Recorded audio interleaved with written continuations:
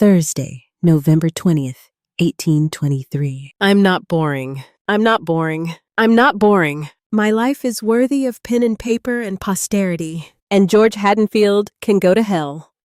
It was 4:30 on Tuesday, and I was at Barrett's for an early dinner. As usual, I was sitting alone at the back table, the small one with good chairs and pretty silver inlay along the apron. As usual. And I was waiting for George. As usual. The crowd was thankfully light, a few older gentlemen already drunk and babbling on about Bonaparte, a portraitist whose name I can't remember, and at the far end of the room, surrounded by a boisterous group of younger men, Lord Percival Glyde the Baron returned from the dead.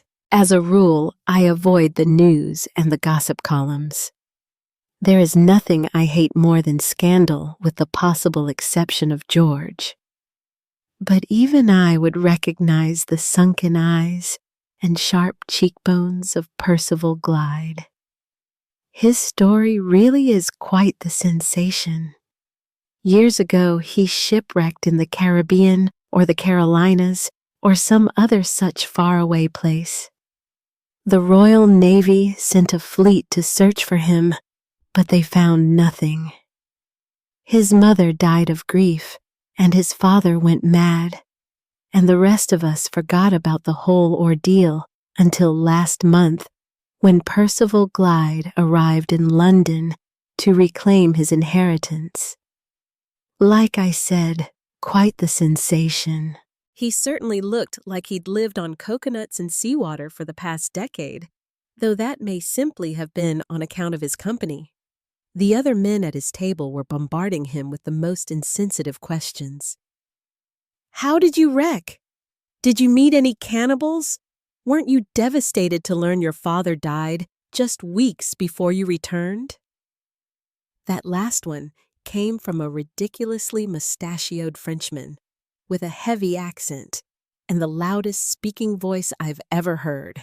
I really wouldn't blame Percival if he decides to swim back to whatever desert island he was stuck on.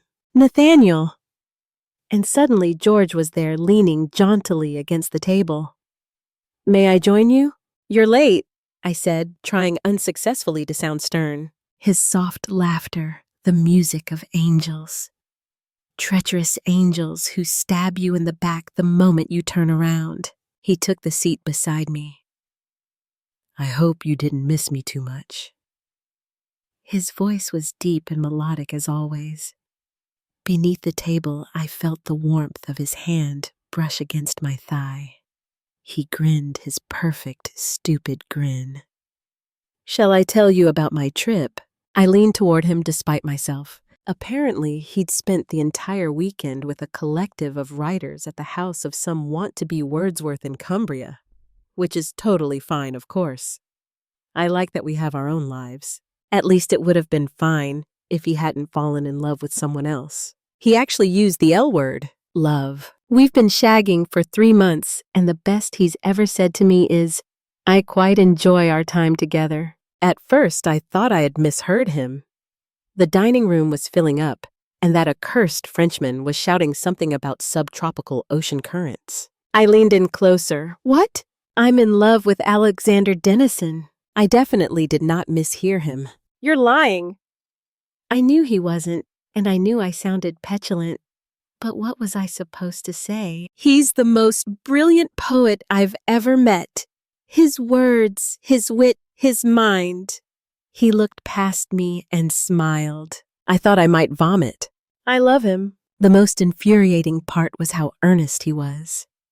He didn't have the decency to weep, or to lie, or to say it had nothing to do with me. He just said it. Damn his tousled hair. Curse his perfect dimples. What god fashioned him from ichor and infidelity? What devil cursed me to crave his hazel eyes and his soft pink lips? I wish I stormed out right then. I wish I tossed my brandy in his stupid, self-assured face. I wish I flipped the table silver inlay be damned. But of course I did the worst possible thing a spurned lover can do. I groveled. Let's spend the week together before you decide anything. A tired sigh. Just the weekend, wherever you'd like. He looked down at his pocket watch. Any remaining decency dissolved into desperation. I can write. George's head jerked up. At least I had his attention. You can... Yes, I can write poetry. Poetry? He considered me for a moment, eyebrows raised, and then he burst into laughter. What would you possibly write about? City life or romance or dogs? I hate dogs. I can't be around them for 5 minutes without sneezing and tearing up. This man literally makes me lose all reason. Painting. I've never even seen you paint. You won't show me your studio.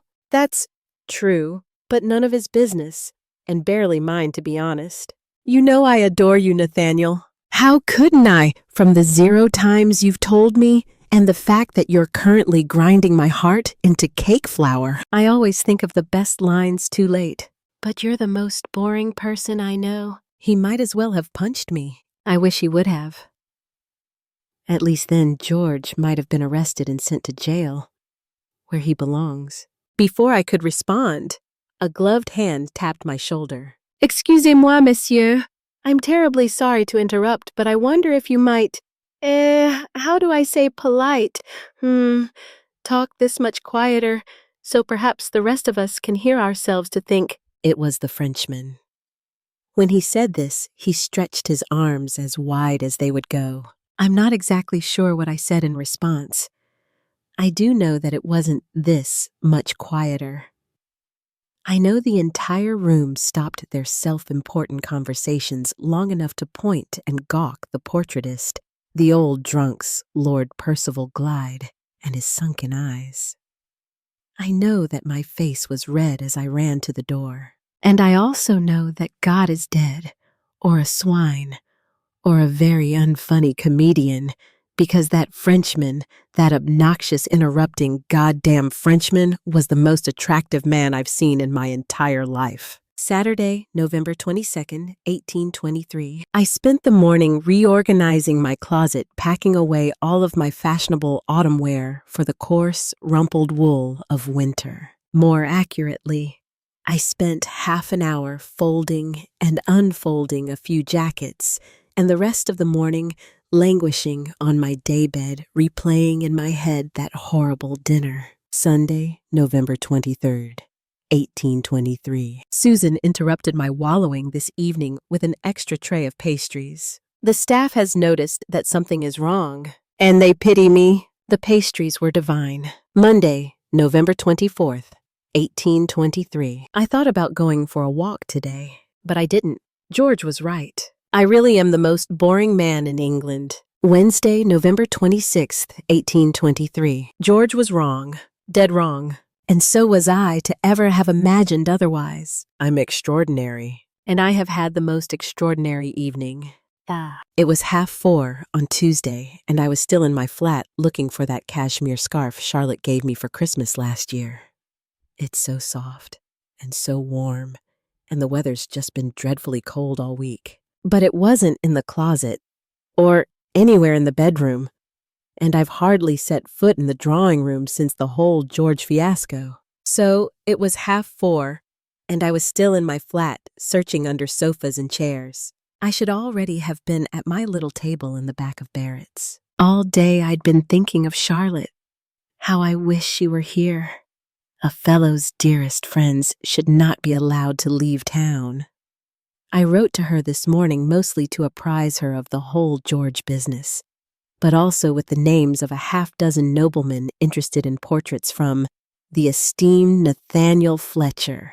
And I know she's too busy sleeping with some countess or another in the country to be fulfilling our commissions, but I try to keep her up to date on who's interested. I just kept thinking that Lady Charlotte Sterlington is the least boring person I know. She does what she wants when she wants with no regrets.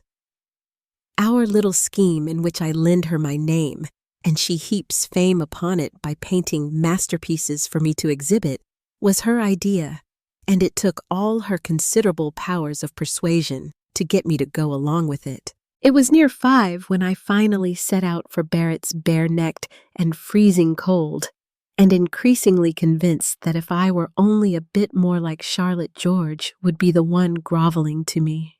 If only I had some way to prove I was capable of the same exciting, sensational, reckless passion everyone expected of her. It was with this in mind, just a block away from the club, when I stumbled upon the strangest conversation, a heated argument in the dark of a narrow alleyway. Usually, I wouldn't think of eavesdropping on something that clearly wasn't my business, but I was not about to let this be a usual Tuesday. I ducked behind a foul-smelling stack of crates and listened and looked on. There were two figures shrouded in shadow. Their voices sounded urgent, one hushed, and the other loud. The loud voice sounded as though it had never been hushed in its entire life, like it didn't even know the definition of the word, and it sounded vaguely familiar. "I've got to go back," the loud voice boomed. "We don't have any proof. It's too risky," interjected the quiet voice, soft but firm. "People are starting to catch on. Just let me deal with this." "But I want to help," the loud voice groaned. "I need to help." The taller figure shifted restlessly, and for a moment his face was illuminated in the moonlight. His unforgettably, inhumanly handsome face. And I realized why that loud, infuriating voice sounded so familiar. It was the goddamn Frenchman. Immediately, I began to doubt my identification. The French accent was gone, and so was the ridiculous mustache. But that face? My mind reeled. What had I happened upon? As I crouched in the dark, wondering what to do, he strode out of the alleyway and into the night. And before I could consider the consequences, before I could fall back into the familiarity of my utterly unremarkable routine, I set off after him. No one could call me boring after that. One alleyway led to another and another and another. I lifted my collar to keep away the chill as the temperature dropped lower and lower. Eventually, I lost track of where we were entirely. What was I possibly thinking? The Frenchman, not Frenchman, looked furtively to his left and right, and then stepped toward a nondescript door at the back of... Oh God, I thought with a shudder. I knew exactly where we were. We were at the unmarked entrance to a secret club in the basement of a theater. The kind of club for men who fancy men, for women who fancy women. The fourth tier. Charlotte had dragged me here on an outing once, but I simply couldn't stomach the crass ballads or the bawdy dances or the inescapable odor of beer and sweat. I didn't want to go inside, but I didn't want to let the man get away, so I yelled, "Wait!" He froze before knocking on the door.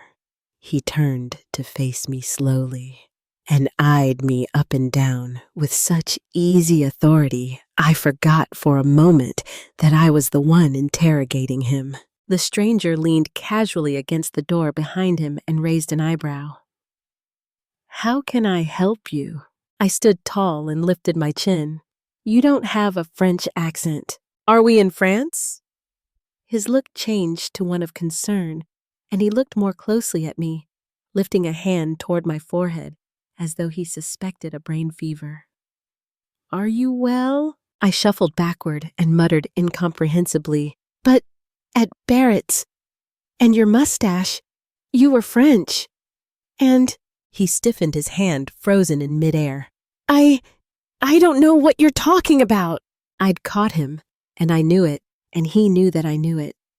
I just wasn't sure what exactly I'd caught him at. "You were at Barrett's last Tuesday, playing at some sort of Frenchman." He started to protest, but I waved him off. All the energy and confidence that had been wasting away for the past week suddenly swelled within me and spilled out. "Don't bother denying it. You weren't convincing anyone." That's entirely untrue, as I'd soon confirm he really is a magnificent actor. But I fixed him with a fierce glare and said something that I knew would lead to answers, And I know what's behind that door. His teeth ground together and he stood from the wall. His body tensed like he might run. No, I mean, I wasn't as good at this as I had hoped. I know what's behind that door because I've been here before. Realization dawned on his face, and he let out an exasperated laugh. Come on then. He gestured for me to follow him inside. I am embarrassed to admit I didn't move at first. There was still time to turn back to change my mind and pretend this little outburst of spontaneity never happened. But that is not who I am, or at least not anymore. Buy me a drink, the stranger said by the time we had shuffled to the bar. The room was just as dim and noisy as I remembered the clank of glasses mingling with the jumpy rhythms of bawdy pub songs. I obliged, ordering nothing for myself, then asked him what kind of person pretends to be someone else. He leaned in conspiratorially, his eyes glistening with mischief. I don't remember what color they are, but I remember how they darted back and forth like he was about to tell me the world's most important secret. I've been hired by a group of powerful, wealthy men to uncover a grand conspiracy. He looked at me expectantly and ran his hand through his thick hair. I tried to act unimpressed. I said something simple like, "Is that so?" He eyed me up and down again, just like he did outside. I remember this particular detail because of how restless I felt beneath his gaze. You look like a gentleman. He took a sip of his drink. And you look like a rogue. I had noticed him glancing at the men who walked by. I had noticed the way they glanced back. He winked at me then, or maybe it was just the flickering candlelight. You also look like someone I've seen before. In the newspaper, I think. There was a sketch of me in a recent printing accompanying a brief article on my quick rise to modest fame as a painter. Nathaniel Fletcher. I stretched out a hand. I've heard of you, he said thoughtfully, running his fingers through his hair. The painter, you were in Somerset House. You're famous. He shook my hand vigorously, condensation from his glass coating both our palms. You can call me Rupert Wynne. I'm an actor. In the soft glow from the candles, his red hair shone like simmering embers. The contours of his muscled body pulled at his tight French dinner jacket. George was beautiful because he was mine, and then because he wasn't mine. Rupert was just beautiful all on his own. I think I changed the conversation back too suddenly. I asked him about his grand conspiracy and why he had been at Barrett's. A secret for a secret, he said while placing his hand on my knee. Quite presumptuous. I fancy men, I said rather matter-of-factly. Yes, and so do I, and we're quite even there. He chuckled, that amused look from earlier back on his face. He told me that he would only share the details of his case if I offered a secret of equal worth. I know I should regret what I offered, but I was feeling so reckless, so desperate to go along with this adventure that had practically fallen into my lap. And I wanted to share a part of myself that I had never allowed George to see. I'm not a painter. I'm pretty sure I avoided his eyes when I said this. I'm a pretend painter, like how you're a pretend Frenchman. I looked up, and he had the most endearing, puzzled expression on his face. I laughed and continued quickly. I told him about my arrangement with a lady. I had enough wits at least to keep Charlotte's name out of my confession, and how she is the true painter, but she paints under my name because male artists are taken more seriously. I told him that the one and only interesting thing about me is a total lie. He let out a slow exhale. Now that's a good secret. Then he told me his. Percival Glyde isn't Percival Glyde. He isn't who he says he is. I don't know who he is. Rupert must have seen the bewilderment on my face because he sighed again and slowed his explanation. The man who's claiming to be Percival Glyde, the man I was talking with in Barrett's last week, he's a fraud. An imposter. He's just after the money and the title, and he's getting away with it. He noticed my incredulity. You probably think I'm crazy, but I know I'm right. I just need to prove it. I was feeling overwhelmed at this point. This had gone beyond a simple alleyway chat and exchange of secrets in an underground club. This was real danger. I thought of George, of the stupid, smug look on his face when he told me how boring my life is. I thought of Charlotte, of how she does what she wants, when she wants, without regret. I thought of my afternoon wasted away in my empty flat, looking for a scarf I'd never find. And I looked at Rupert, at his broad shoulders and his fiery hair and his earnest amber eyes. Let me help you, I blurted without thinking. What? He laughed. He laughed, as if I were wholly incapable of helping him. This infuriated me. Like you said, I'm a gentleman. And I'm a well-known painter. I have access to high society access and connections you could use to your advantage. Really, I don't know why I said any of this. I have no experience in a ruse this complicated. I am not the kind of person who embarks on clandestine operations that should really be left to the magistrates. Rupert considered my offer and finished his drink. I desperately wanted him to say yes despite myself. Or maybe I just wanted to keep looking at his unreasonably handsome face. I'll think about it. He winked again, and then he left. I cannot decide which is worse, that he might find me again and pull me into an adventure I can't handle, or that he won't come looking for me at all. Saturday, November 29th, 1823. George Haddonfield believed my life to be undeserving of poetry. I can imagine the look on his face when he finds I've become a character in a novel. The great Nathaniel Fletcher London's most brilliant sleuth hound and handsome rogue. I do not cower at danger, danger cowers at me. I uncover clues and pursue justice, all with the help of my trusted sidekick, Rupert Wynne. If anyone, especially George, happens to ask, that is how this story goes. But the truth is, I am not daring, I am not brilliant, and I am not a rogue. I am handsome, of course. Frustratingly so to the London mothers, in search of a husband for their eligible daughters. But overall, my talents lie in making quiet conversation, hosting intimate luncheons, and pretending to paint. I am a decent dancer and a loyal lover. I am well-mannered, well-read, and well-bred. Rupert, on the other hand, is as roguish as it gets. He called for me. I have no idea how he found my address and brought me to a new song and supper room without so much as an explanation. And at said song and supper club, Rupert was making eyes with several men. But I'll get to that in a moment. He is clever and irritating, and wild and daring. He is the kind of man a person could write poetry about. But I am not a poet.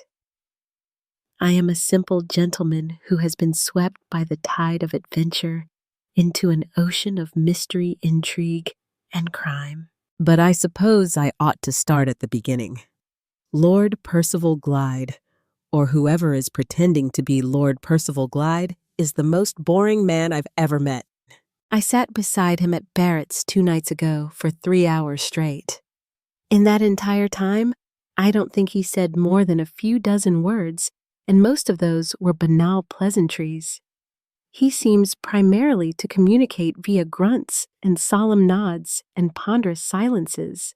In sum, as I explained to Rupert later that night, while we wandered the grimy streets of Covent Garden together, talking to Lord Percival Glyde directly wouldn't get us anywhere. Can you imagine him on the witness stand? Rupert scrunched his face in parody of a magistrate and said with mock solemnity, Lord Percival, how did you decamp the desert isle upon which you were 15 years confined? Then he furrowed his brows in remarkable imitation of Lord Percival, and grunted like a wild hog. I laughed so hard that I stumbled into a pile of refuse and nearly fell headlong into another. But Rupert steadied me with a firm hand on my arm. Even so, the smell made my eyes water. "Why'd you ask to meet me here anyway?" I said, trying to clean my boot as best I could by stomping on the cobblestone. "Are you worried about eavesdroppers in Mayfair?" Rupert eyed me warily. "I live here." He gestured ahead. "The theater is 2 blocks on." I didn't know what to say. We walked in silence for several minutes. "He fired the whole staff at Glyde Manor," Rupert said finally. "Maids and valets and housekeepers that had worked for the old Baron their whole lives sent away with nothing, not even references." His voice was raw and bitter. "I think he was worried that they'd out him as a fraud." "That isn't fair," I said, stepping carefully over a dirty bundle of cloth lying haphazardly on the street. A man, I realized with a shudder, sleeping outside in the cold. "So much of our world isn't fair," Rupert said quietly. "But I can do something about this.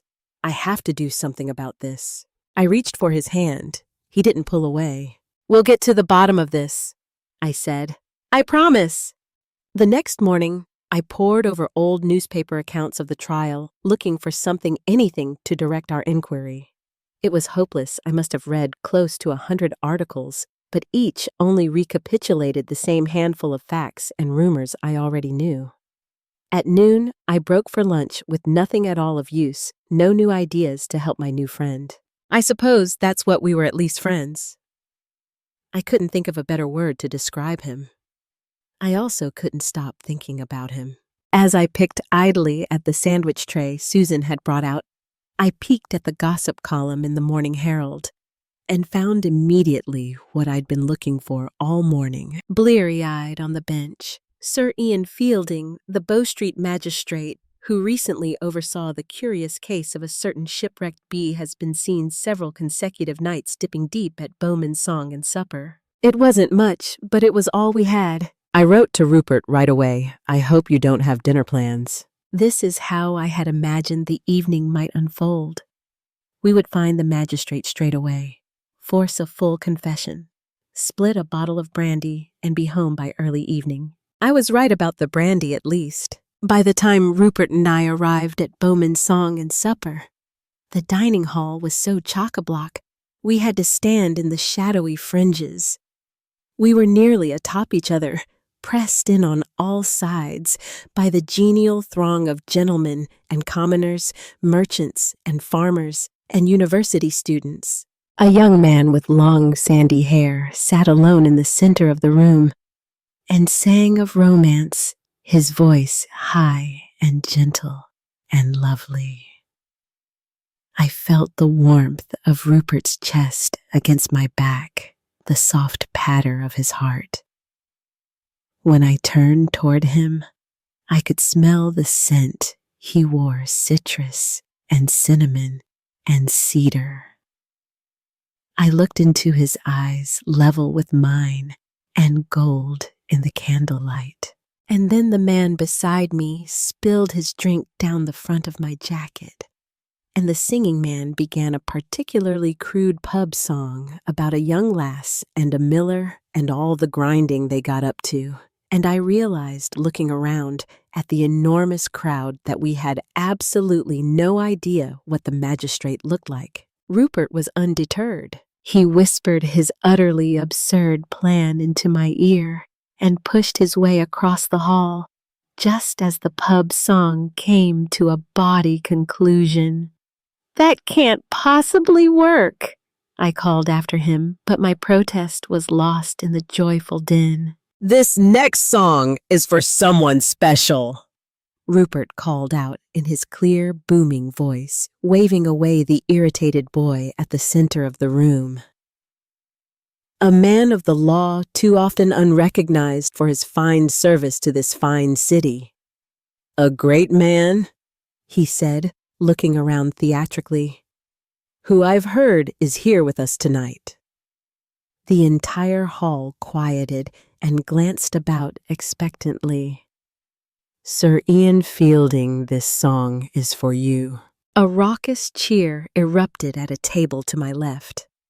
Several men amiably slapped the back of a finely attired older gentleman seated beside them. He lifted a sloshing glass in appreciation and shouted, "Hear, hear!" as Rupert began to sing. Rupert Wynne could sing. His voice was honey dripping fresh from the hive, a field of wildflowers in bloom, the morning sun as it breached the horizon. I was stunned, stuck in place, staring out at him open-mouthed. And then he shrugged in my direction and flashed a self-congratulatory grin, and the spell was broken. Why is it, I wondered as I struggled toward the magistrate, that all the men I know are so vexingly assured of their own talent? At least Rupert really is talented. George, on the other hand. But enough about Rupert and enough about George. At this point in the night, I became helpful as a gentleman. I could reasonably weasel my way into conversation with this Fielding fellow and scrutinize him for clues. I was far more nervous than I let on. I wanted Rupert to think me brave and brilliant, so I'd agreed to everything he asked and kept a confident expression on my face. But inside, I was shaking.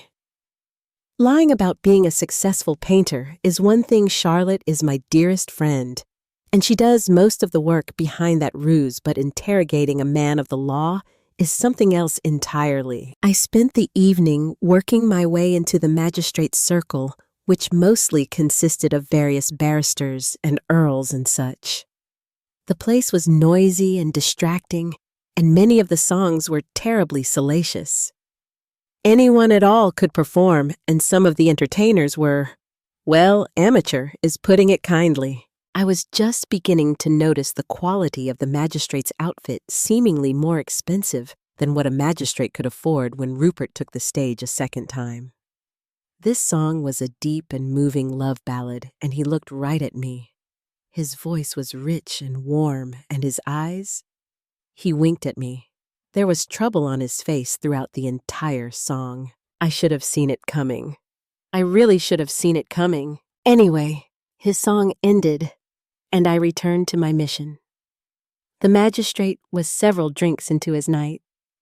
He delighted in buying round after round for the table, showing off how indulgent and generous he could afford to be, foisting a full bottle of expensive cognac on me and draping a heavy arm over my shoulders. I let the bottle remain open and untouched in my hand, and subtly poured each glass that was handed to me into the potted plant behind my chair. I was the only clear-headed man at that table, and I used it to my advantage. I asked the magistrate about his pocket watch, shiny and new. I asked him about the brocade silk of his waistcoat, about the jewel-encrusted walking stick leaning against the table. The other men, rowdy and curious, wanted to know as well. I tried to stay focused, but I kept maddeningly noticing how easily Rupert charmed the patrons of each table he visited. He could either intuit which men shared the same romantic inclination as he, or he already knew from experience. This should not have made me as red in the face as it did. I'm not jealous, I told myself. Just annoyed that Rupert isn't helping me to interrogate Sir Ian. Because talking sternly to myself always works. Eventually, by continuing to goad the magistrate, I was able to confirm that he has recently come into a large sum of money, though he couldn't say how. He gave a knowing wink to the men at the table, as if such illicit financial gains were common enough to be an in-joke. They chuckled, and I forced myself to laugh as well. I am not a fool. I know the men of my station are rarely honest, but I had never met the people hurt by their dishonesty before. Not like this. I find I have become almost without noticing quite irrevocably committed to Rupert's cause. I find I want to see justice done. I want to see something right happen for once among the men who rule this city and get away with it time after time. But it is more than that. I will confess here in this journal that no one will ever read that I have started to care for Rupert Wynne. I want to see Rupert well, and I don't know how he got wrapped up in this scheme, but I know he won't be well until it is resolved. Finally, Sir Ian fell asleep in a puddle of brandy and drool. I heaved his arm unceremoniously off my back, took my leave of his party, spun about, and nearly collided with Rupert. "It seems as though you've had a productive evening," he said, raising his eyebrows. "What?" I looked down and realized I was still holding the bottle of cognac. "Oh, well, it was a gift." Why did I have to explain myself to a man who had abandoned me all night? "You certainly seem to have fun," I countered. "I'm just annoyed," I reminded myself. Not jealous. "Just catching up with old friends," Rupert said with an easy smile. "And I didn't want to interrupt your tete-a-tete with Sir Ian. You two really seem to hit it off." He gestured down at the sleeping magistrate, who, as if on cue, began to snore. "Oh, yes," I said, pulling Rupert toward the exit. "He really is quite the conversationalist." I should have said my farewells then and there. We had gotten enough useful information, and I was waking to the appalling realization that Rupert is lodging himself into my heart, and with that, I should have hailed a carriage and returned home. That would have been the safe, sensible thing to do. But Rupert wanted to walk me home. He wanted to swap stories from our night apart and sing verses of songs stuck in his head and laugh at how easy it is to get self-aggrandizing magistrates to implicate themselves in untoward plots. He asked to walk me home. He looked at me with that soft and eager face, and I could not say no. I did not want to. As we stepped into the wintry night, I summarized Sir Ian's drunken babbling. Rupert listened enthralled. "The money he's talking about, it's got to be a payoff from Percival. I just wish we could prove it." He sighed. "Thank you for coming with me tonight. I really appreciate it. And I'm sorry." "For what?" "For leaving you alone with that oaf." Rupert bit his lip. "Men like that, wealthy men, they don't talk to people like me, to commoners." He turned toward me, and his lips quirked up. "You're an artist, so you don't count." "A very successful artist." Rupert grinned. "Mm-hmm." He reached for the bottle of cognac, popped the cork, and took a hearty swig. "You seem to quite enjoy my singing tonight." I wrested the bottle back from his hands and took a long sip. "I suppose you were all right." We strolled beneath the flickering gaslights and eventually came to a bridge, my cheeks sore from smiling and laughing, my feet tired from cracks in the stone. We paused to look out upon the water, and then his face was so close, and I almost, my hand trembles just to think of that moment again. I trembled then as I hurriedly looked away across the Thames and turned our conversation back to our adventure. I did not think of George Haddonfield all evening. Damn him for thinking my life was without poetry. Damn him for thinking I am unworthy of adventure. But damn him most of all for making me think I had something to prove. That is what dragged me into this mess in the first place. And I will get out of this mess without a twice-broken heart. I will not fall for Rupert, who is far more exciting than George ever was, who will surely think me dull and boring just the same. My life may be worth writing about, but if I am to be honest with myself, it is only worth writing about in a private journal. It will never be worth reading about or singing about with a voice as pure and honey-sweet as Rupert Wynne's. Sunday, December 7th, 1823. I return only now, and only by the traipsing of my tired feet over hill and dale to the quiet comfort of Albany. Upon my side is still embossed the aching imprint of earth and hay. Upon my lips the musky fragrance of Rupert Wynne. 5 days ago, I went with Rupert to visit a woman named Sarah, the former housekeeper of Glyde Manor. Upon her unceremonious ejection by the impostor, Sir Percival, she'd taken employment as a maid at a dingy coaching inn somewhere in London proper. It was her that I overheard speaking with Rupert all those days ago. Anyway, Rupert hadn't heard from her in days, so we went looking for her. On the way, he seemed quite worried. I've noticed that when Rupert is nervous, he flexes and fists his fingers repeatedly. I thought about reaching out to steady his hands with my own, but I told myself that would be improprietous.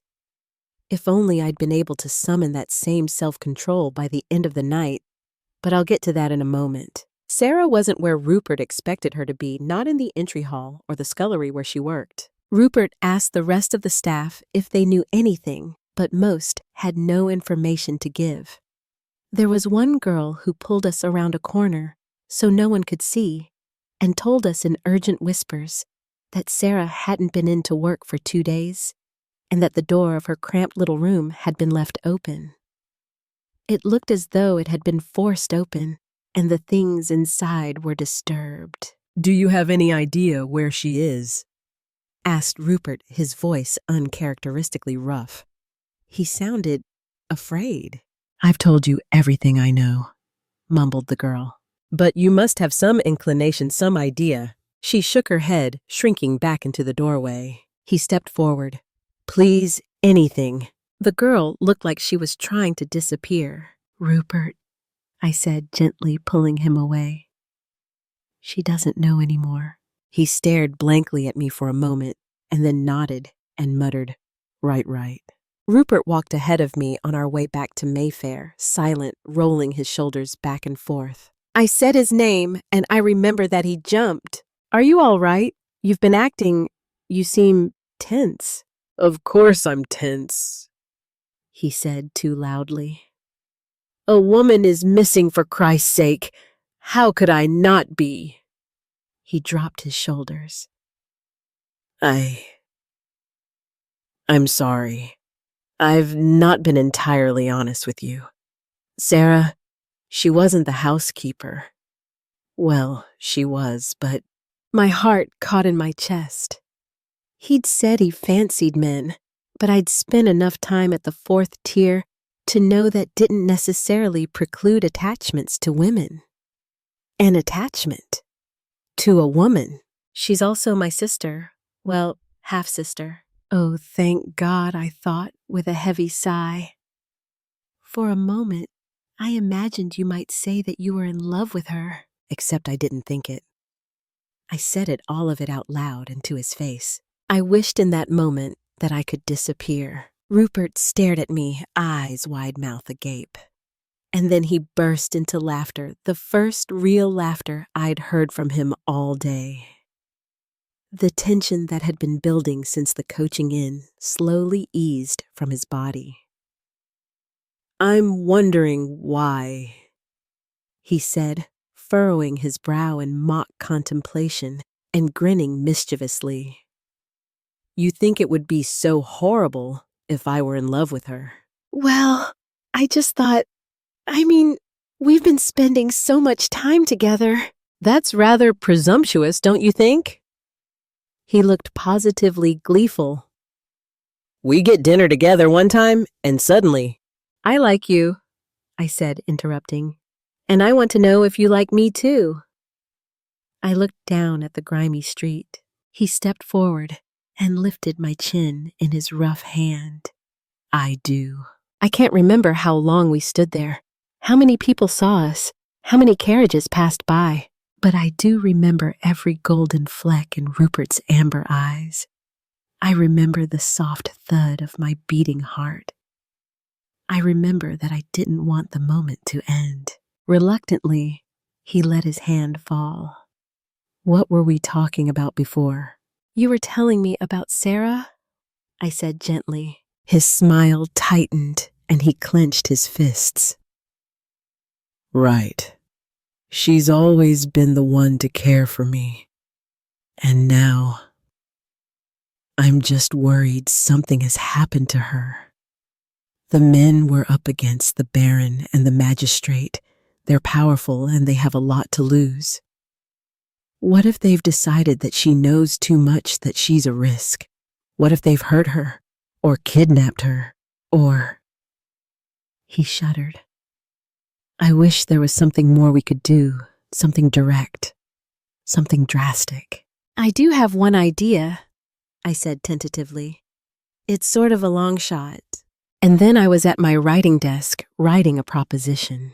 Dear Sir Percival Glyde, I, Nathaniel Fletcher, would be honored to represent your likeness. And then Lord Percival responded, yes. And then I was scheduling a date and time. And then I was in the carriage, on my way to the Glyde Manor, and the most perilous portrait session of my life. My assistant Rupert sat beside me, his hair blackened with shoe polish, and his soft lips hidden behind a bushy prop beard. On the seat across from us lay a random assemblage of painting supplies we'd borrowed from Charlotte's studio. The plan was simple. I would pose Lord Percival in some drawing room or other and pretend to paint him, and Rupert would sneak away to search for incriminating materials. He'd signal when he found something, and we'd leave to finish painting in our studio. We very nearly pulled it off. Kind of. It was early afternoon when finally we arrived at the Glyde Manor. The house was utterly bizarre, tall where it ought to be short, and short where it ought to be tall, round, and angular in all the wrong places. The recently deceased Baron apparently fancied himself some sort of acoustical scientist, a connoisseur of sound. His house was designed and built by the eccentric architects of whom old Glyde was a patron. Rupert described some of its features to me, features he'd never seen himself, but knew from Sarah.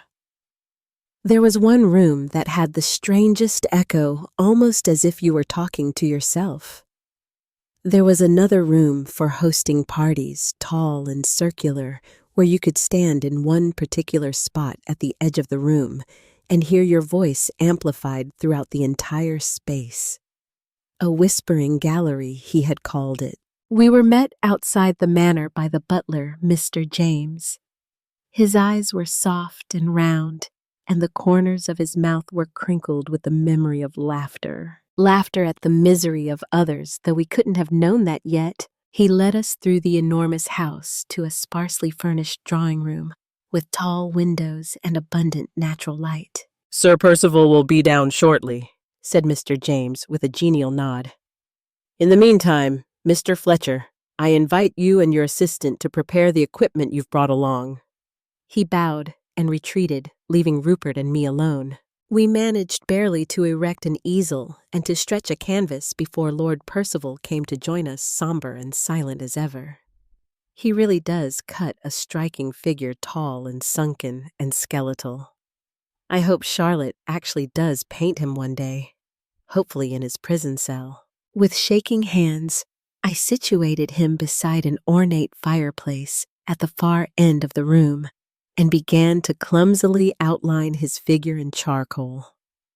Periodically, I'd ask Rupert to hand me a new brush and to replenish my paint, or I'd remind the Baron to stay as still as possible. The longer I worked, the less human his figure appeared.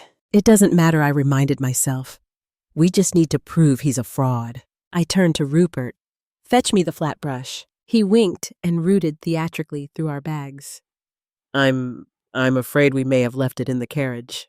Well, I said, turning toward him and trying my best to sound angry.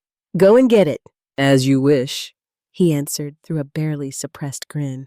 10 minutes passed. I added an orange swirl to the center of the canvas. He'll be back any moment, I thought, with all the evidence we need. Another 10 minutes. I was beginning to sweat. This was too much time away. Surely Sir Percival was starting to get suspicious. I'm afraid my assistant may have gotten lost, I said. Perhaps I ought to look for him. Sir Percival grunted his assent. I walked quickly through the labyrinthine corridors of Glyde Manor, quietly calling out his name. Rupert, where are you? I was beginning to panic. Was he in trouble?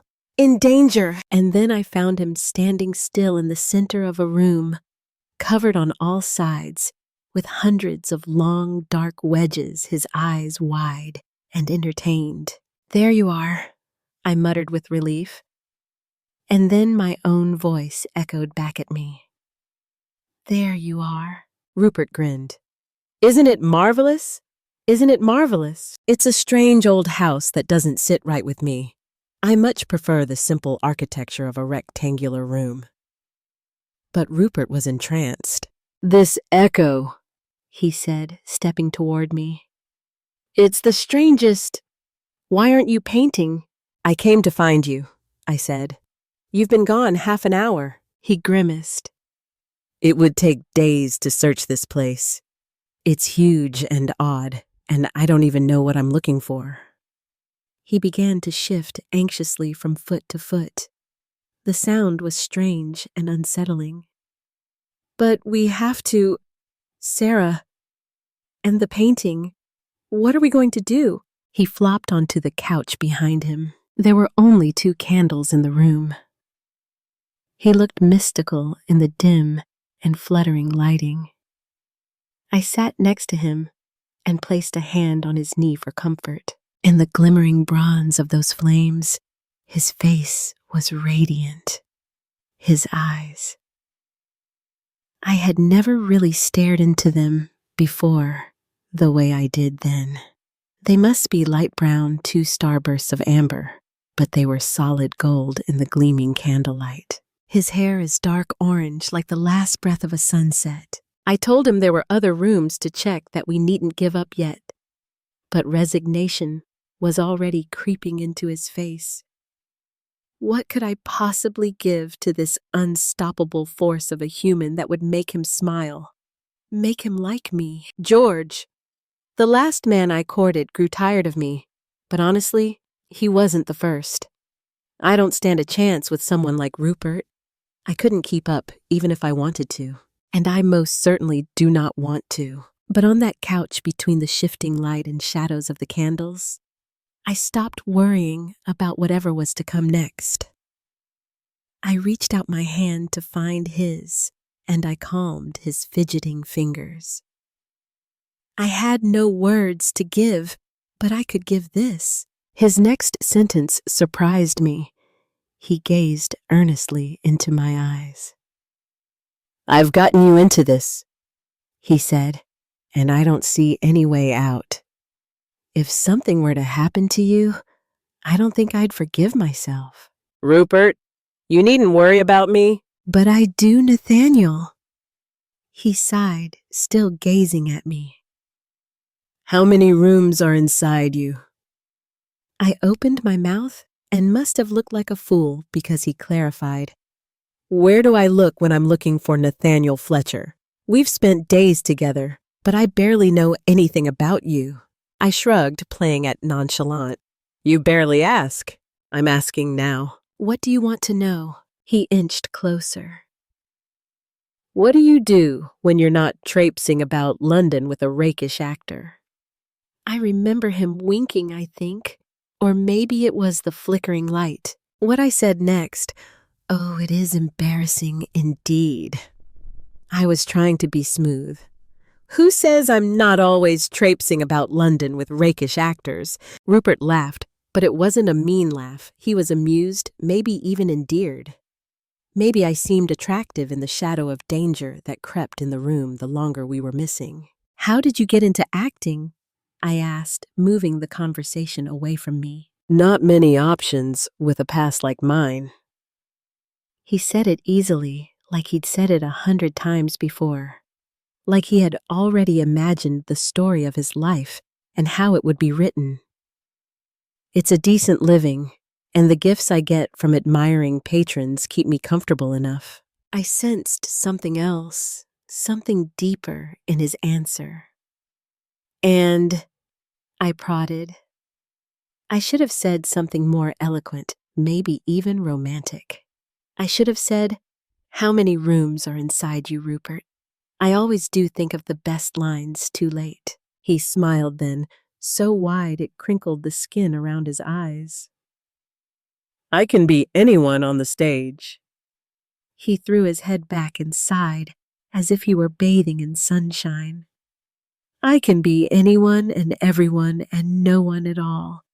I can live 100 lifetimes, go on 1,000 adventures. I'm almost jealous, I said before I could stop myself. There's so many lives I wish I could live, but I can never quite seem to play them right. A painter, a poet, even the partner of a poet. My lips quirked up as I realized that I hadn't thought of George at all in a week. Why would I need to when I had Rupert Wynne before me, leaning forward and staring right into my eyes? But you can play them, He said. You only have to choose. Who do you want to be tonight? I could can still feel my heart pounding in my chest. I had never seen a face so enticing. I spoke without thinking. Yours. And then he was on me, and my hands were clutching his waist. We kissed. I almost feel like I shouldn't write about it.